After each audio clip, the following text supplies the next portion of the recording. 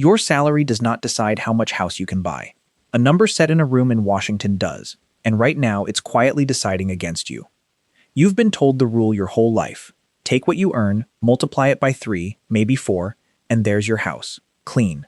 Simple. And in 2026, wrong enough to cost you $150,000 without you ever feeling the moment it happened.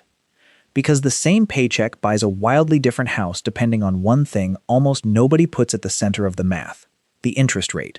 Not the listing price, not your credit score. The rate.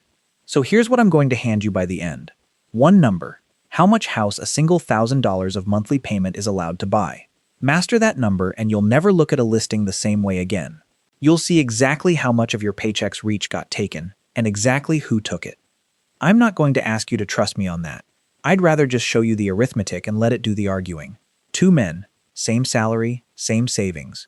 1 signature, 4 years apart. Here's the whole idea in one sentence, and everything after this just proves it. The interest rate does not change the price of the house. It changes how much of your paycheck actually reaches the house. Sit with that for a second, because it's the opposite of how we're trained to think. We think of a mortgage as the price of a home spread out over time. It isn't. A mortgage is you renting money, and the rate is the rent. When the rent on that money goes up, more of every payment you make gets swallowed before a single dollar touches the house itself. So 2 people can walk into the same bank, earn the same income, hand over the same down payment, and walk out approved for 2 completely different homes. Nothing about them changed. Only the year on the calendar did. And the calendar, it turns out, is expensive. Meet Danny and Marcus. On paper, you could not tell them apart. Same age, same line of work. Both pulling $100,000 a year. Both disciplined savers, 20% down, ready to go. The exact same pile of cash sitting in the exact same kind of account. Same city, same taste in houses. Same dream, right down to the driveway. If you lined up their bank statements side by side, you'd need the name at the top to know whose was whose. There is exactly one difference between these 2 men, and it has nothing to do with either of them. Danny signed his mortgage in January of 2021. Marcus signed his this year, in the summer of 2026. That's it. That's the whole difference. Same salary, same savings, 1 signature 4 years apart. Danny doesn't know he got lucky. Marcus doesn't know he's about to pay for a decision he never made. Neither of them is thinking about a mortgage rate survey.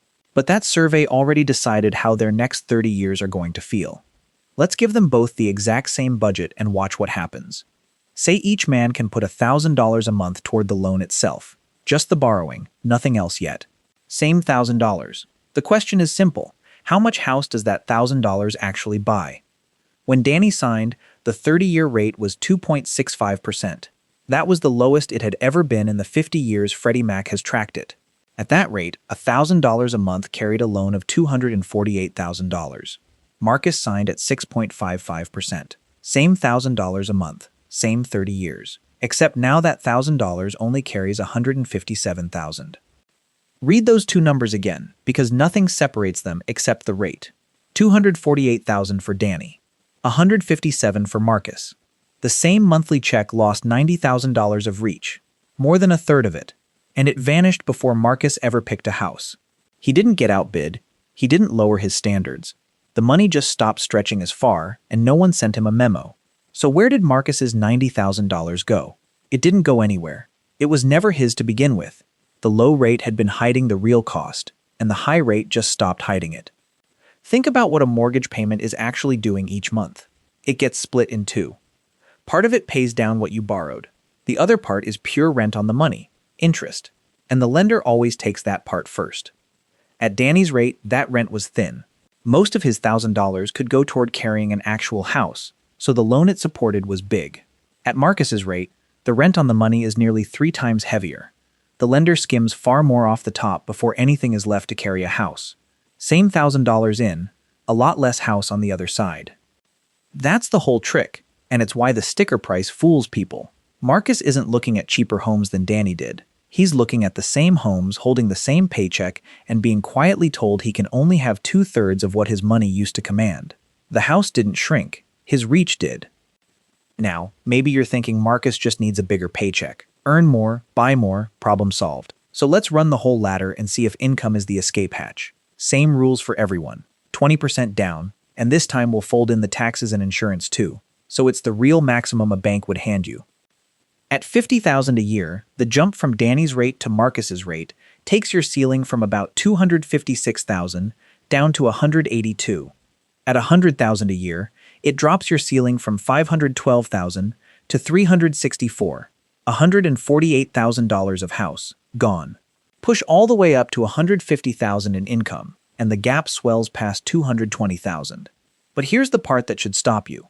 Look at the percentage, not the dollars. 50 grand, 100 grand, 150, every single one loses the same 29% of their buying power, the same slice. The janitor and the surgeon took the identical cut. The rate doesn't care what you earn. It reaches into everyone's budget by the exact same fraction and helps itself. A bigger salary doesn't get you out of this. It just changes the size of the number you lose. Now I have to be straight with you, because so far I've actually been too kind to these numbers. That $1,000 payment, the clean ceiling the bank hands you, even that is lying to you a little, and it lies in the direction that hurts. Take Marcus at the real maximum for his salary, a $364,000 house at today's rate. The loan payment itself, the part everybody budgets for, is about $1,850 a month. But that's not what the house costs him. Property taxes add another $330. Insurance, $150. And the one almost nobody sets aside for, maintenance, because roofs and water heaters don't care about your budget. Call it $300 a month averaged out. Add it up and Marcus isn't paying $1,850. He's paying about $2,600, roughly 40% more than the number he signed for. And here's the honest other side, the part that keeps this fair. Marcus's rate isn't a life sentence. If rates fall, he can refinance, and that $90,000 gap can shrink or close. Danny's low rate wasn't skill, it was timing he happened to catch. Home prices move on their own too, sometimes against everything I've laid out here. This is arithmetic on the rate, not a prophecy about the market. What it can't do is tell you when the rate will turn. It can only tell you exactly what today's rate is doing to today's paycheck, and that part is not up for debate. So what do you actually do with this before you ever talk to a lender? 3 moves, 30 seconds. First, stop shopping by sticker price and start shopping by payment. Decide what you can hand over every month without your life getting thin, and work backward into a house from there, because that monthly number is the thing the rate is really negotiating with. Second, add the phantom half before you fall in love with anything. Take the loan payment and pad it by roughly 40% for taxes, insurance, and the repairs that will absolutely come. Third, when the bank waves a big pre-approval at you, remember that number is the most they'll let you borrow, not the most you should. The bank is telling you its comfort level. It is not telling you yours. And now the number I promised you at the start. Your salary never moved. But the same $1,000 a month that used to buy Danny $248,000 of house now buys Marcus $157,000. The rate never raised the price of a single home. It just quietly walked off with a third of your paycheck's reach, and it never showed up as a line on any bill you'll ever see. That's the whole game hiding inside one number. If this changed how you'll read the next listing you open, the like button tells the algorithm to put it in front of the next person signing a 30-year decision they haven't run the math on.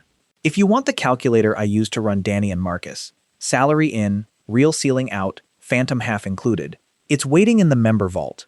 And subscribe if you'd rather we run the number together next time, before the paperwork, instead of finding it out after.